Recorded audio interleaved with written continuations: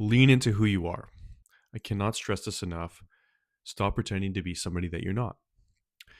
In my life, specifically, there's been so many times where I've tried to change the way that I am. I try to change the way that people view me, people perceive me. But in the end, I just always revert back to who I am. I've been exploring the thought of archetypes, or sorry, the idea of archetypes, and exploring all of them. And there's about, I think, 11 or 12 archetypes. And right away, when you research these, you can tell right away, what kind of archetype that you fit into. And for me personally, I am what you would call the lover.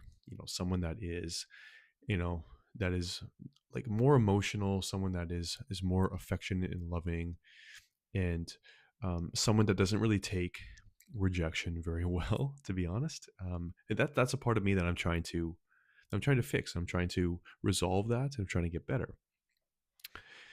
But so many times I wanted to, be more of a leader figure, lead by example, lead a team of people. And I've always found, like, I've worked managerial jobs. I've worked jobs where I was forced into leadership. I was forced to be a leader, and it didn't come natural to me. It was like very difficult, I found.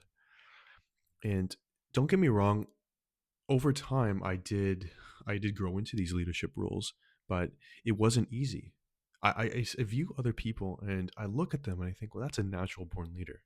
Like some of the managers that I've had, they can just talk forever. They have what's called the silver tongue. They can just talk about anything, turn dust into magic, really.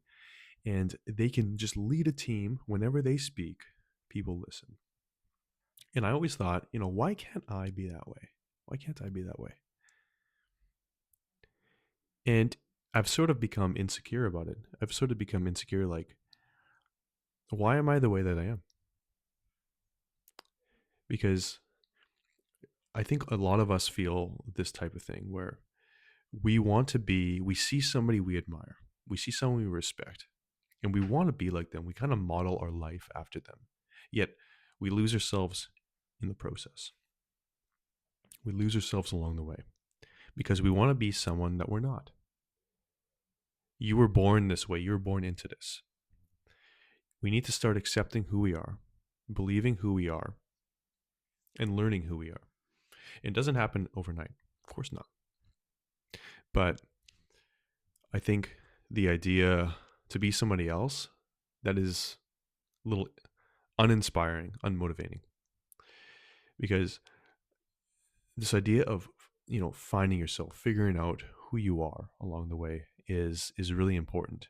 It's a self-discovery. It's a journey of life. And when you surrender yourself to the fact that you want to know who you are, you want to be better, and then you start to lean into who you are. You start to lean into your flaws. You start to lean into your thoughts, your ideas, your opinions about things. It's very liberating. It's very fulfilling. And I think we need to stop just pretending to be people that we're not, because it's too hard. And especially when you meet somebody, when you could get away with it with a first impression. You can get away with it when you meet someone for the first time. A good example of this is like job interviews. A job interview is like you meet somebody, you meet a group of people, and you put on a presentation. You put on your best self, and that's not necessarily how you are. But then let's say you got the job, and then over the next few months, people are getting a sense of like who you are. Right? That you can't fake. You can't fake it every day.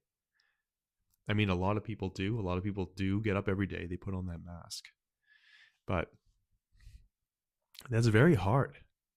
Like, why would you want to pretend to be someone you're not? I think that in a world of fakeness, we need to be the outlier. We need to be in a sense of like the one that sticks out, the one that's weird, the one that's different. We need to be different from the crowd because that spews authenticity. Authenticity is very rare now. There's so many people that are unauthentic. Like you'll see so many people, like for instance, if you have that person in your office that is never socializing, always keeping to themselves, always kind of in a bad mood,